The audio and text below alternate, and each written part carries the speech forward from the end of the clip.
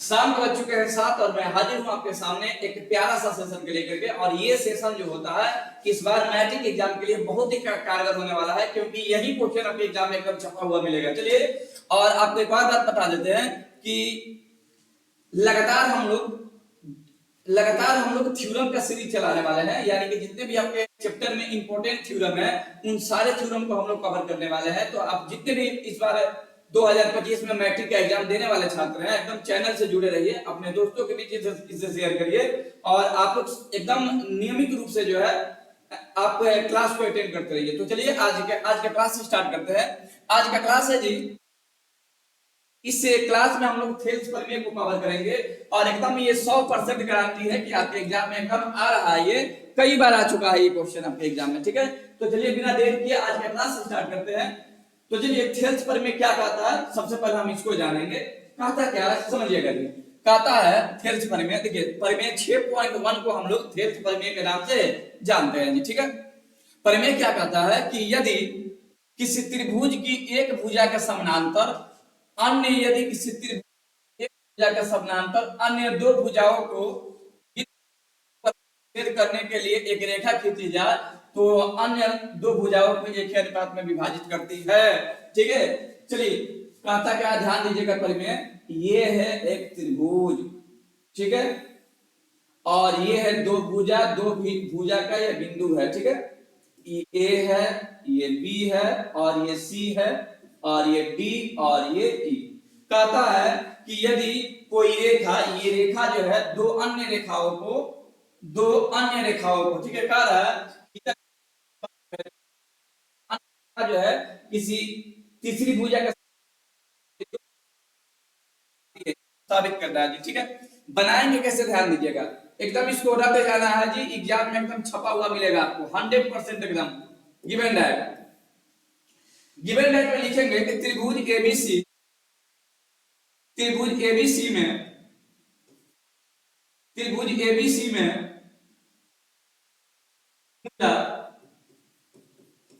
AB एवं AC का मध्य बिंदु, AC का मध्य बिंदु D एवं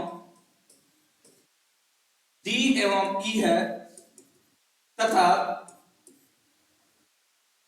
D समानांतर BC है, ठीक है। D समानांतर BC है। आपको साबित क्या करना है, आपको साबित करना है, प्रूव्ड है, आपको साबित करना है कि कोई अन्य रेखा तीसरी रेखा के समानांतर है तो इसकी भुजाएं अनुपातिक होती है। आपको साबित करना है AD बटा DB और आपको साबित करना है AE बटा EC आपको साबित करना है जी, ठीक है।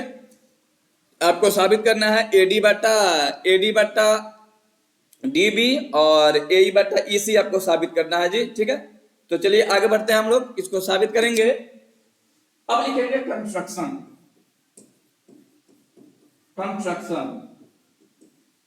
में हम लोग क्या लिखेंगे, कंस्ट्रक्शन कैसे किया जाएगा। आप D से जो है एक लंब डालिएगा AC भुजा पर, ठीक है, और एक E से लंब डालिएगा किस पर, AB भुजा पर, ठीक है। इसका नाम दीजिएगा M, लंब है, और इसका नाम दीजिएगा N। और आप B को E से मिलाइएगा और C को D से मिलाइएगा जी, ठीक है। इसी बात को आपको यहाँ पे लिख देना है। तो लिखेंगे क्या कि लिखेंगे बिंदु E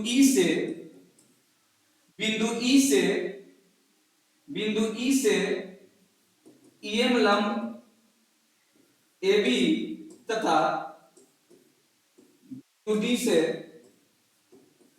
बिंदु D से DN लंब AC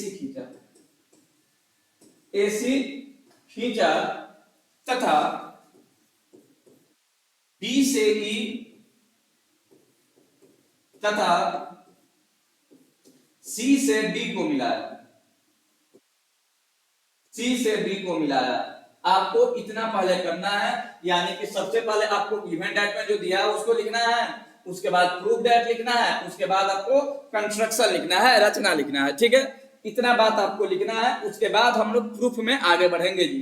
तो चलिए आप लोग पहले इसको अच्छे से देखिए, अगर एक बार समझ में ना आए तो दो बार तीन बार देखिए, और हम लोग क्या करते हैं कब आगे बढ़ेंगे जी, ठीक है। तो चलिए आगे बढ़ते हैं, इसको मिटाएंगे आप, एक बार फिर से देख लीजिए अच्छे से। अब हम लोग क्या करेंगे कि अब हम लोग प्रूफ लिखेंगे जी, ठीक है। प्रमाण अब देंगे कि क्या क्या प्रमाण चाहिए इसको साबित करने के लिए, ठीक है। चलिए जी,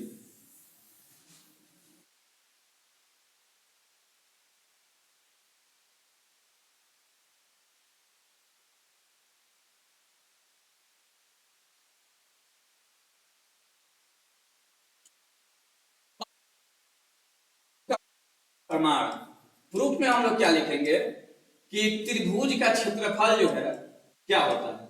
तो त्रिभुज का क्षेत्रफल होता है 1/2 आधार गुणे ऊंचाई। 1/2 आधार गुणे ऊंचाई होता है त्रिभुज का क्षेत्रफल, ठीक है। त्रिभुज का क्षेत्रफल होता है 1/2 आधार गुणे ऊंचाई। इसी से हम लोग आगे बढ़ेंगे जी। अब यहाँ पे आप देखिएगा कि त्रिभुज ए यहां है जी, त्रिभुज ए डी ई तथा सॉरी ए ई डी का क्षेत्रफल बट्टा त्रिभुज त्रिभुज डी बी ई का क्षेत्रफल। चलिए इसका क्षेत्रफल निकालेंगे हम। तो क्षेत्रफल निकालेंगे तो क्या आएगा, 1/2 आधार गुणे ऊंचाई। तो आधार देखिए तो ए डी ई का आधार आएगा क्या, तो इसका आधार आएगा ए डी, और इसकी ऊंचाई क्या आएगी, तो ऊंचाई आएगी ई एम, ठीक है। ऊंचाई आएगी इसकी ई एम आएगी, ठीक है।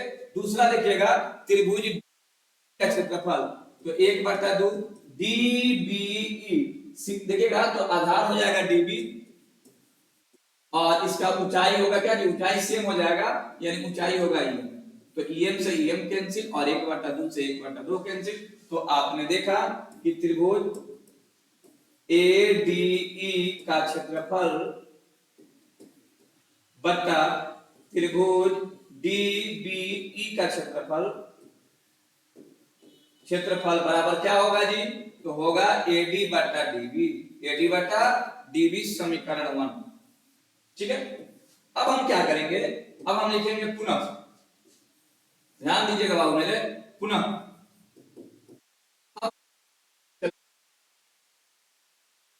ए ई डी का क्षेत्रफल बट्टा त्रिभुज सी ई डी का क्षेत्रफल, इन दोनों का क्षेत्रफल निकालेंगे तो फॉर्मूला होगा 1/2 आधार, तो आधार होगा ए, और इसका ऊंचाई होगा क्या जी, ऊंचाई होगा डीएन, ऊंचाई होगा डीएन। फिर हम नीचे वाले त्रिभुज में चलेंगे, यानी इस त्रिभुज के बाद तो 1/2 आधार होगा कितना, तो सी आधार होगा, और ऊंचाई कितना होगा, तो ऊंचाई सेम होगा डीएन। डीएन से डीएन कैंसिल, 1/2 से 1/2 कैंसिल, यानी कि त्रिभुज ए ई डी का क्षेत्रफल जो है किसके बराबर होगा, त्रिभुज सी ई डी का, सी ई डी के क्षेत्रफल के बराबर होगा, यानी कि ए ई बट्टा सी, ए ई बट्टा सी हो जाएगा, यानी समीकरण नंबर 2। ध्यान से देखिएगा इन दोनों समीकरण को, समीकरण 1 और 2 को ध्यान से देखा जाए, क्योंकि इसी से हम लोग आगे बढ़ने वाले हैं जी, 1 और 2 को।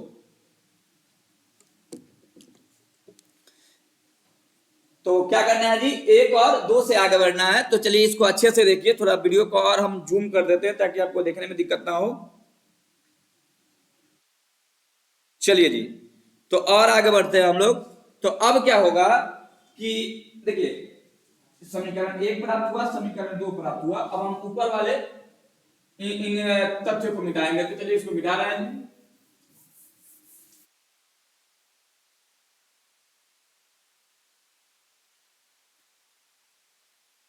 तो देखिएगा अब लिखेंगे क्या, चूंकि त्रिभुज बी डी, अच्छा डीबी, त्रिभुज डी बी ई तथा त्रिभुज त्रिभुज सीईडी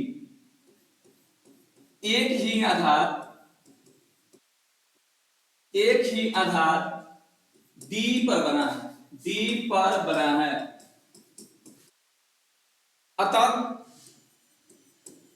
अतः इसका क्षेत्रफल आपस में बराबर होगा, अतः इसका क्षेत्रफल आपस में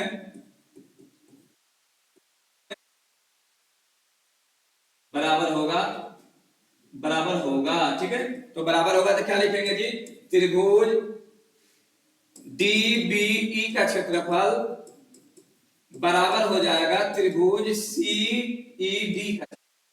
ये दोनों क्षेत्रफल आपस में बराबर हो जाएंगे। ठीक है, ये दोनों क्षेत्रफल आपस में क्या हो जाएंगे, बराबर, यानी समीकरण नंबर कितना हो जाएगा, 3 हो जाएगा।